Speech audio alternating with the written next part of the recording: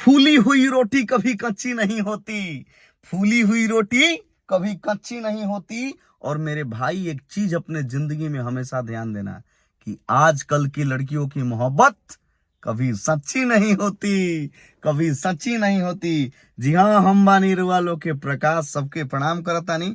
और ई है हमार ब्लॉग चैनल।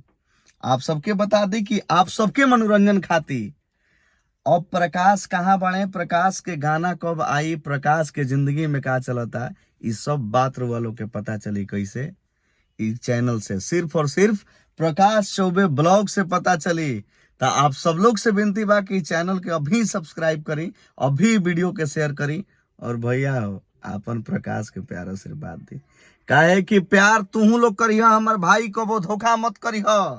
प्यार तुहू लोग करिह हमार भाई, कबो धोखा मत करिह। आ लड़की कतनो कह दी कि खाली हम तहार बानी, ई बात पर भरोसा मत करिह। काहे काहे कि आज हंसावत या काल रोआई, आज हंसावत या काल रोआई। आ प्यार मत करी हस, काहे कि लड़की कौनो के ना होली सरे भाई, लड़की कौनो के ना होली सरे भाई।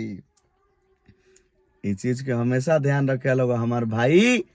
अब सिर्फ और सिर्फ प्रकाश चौबे ब्लॉग पे मजा आई। बहुत बहुत धन्यवाद आप सब लोग के। और ये वीडियो के ज्यादा से ज्यादा शेयर करिए भैया, प्यार के चक्कर में नहीं पड़े के। ई चैनल सिर्फ और सिर्फ इंटरटेनमेंट खाती बा, प्रकाश चौबे ब्लॉग खाती बा। तो आप सब लोग के बहुत बहुत बहुत बहुत मजा आई और जीवन के आनंद लेवे के बा, प्रकाश के साथ हंसे के बा, हंसावे के बा, आ सबके साथे खुश भी रहे के बा। कैसन सही बोलनी है नु? तो रउआ लोग सब्सक्राइब करी प्रकाश चौबे ब्लॉग के और अपन प्यार आशीर्वाद दी। कहाँ का होता, इंस्टाग्राम पे का होता, फेसबुक पे का होता, आगे का वाला बा, इस सब लोग के पता चली।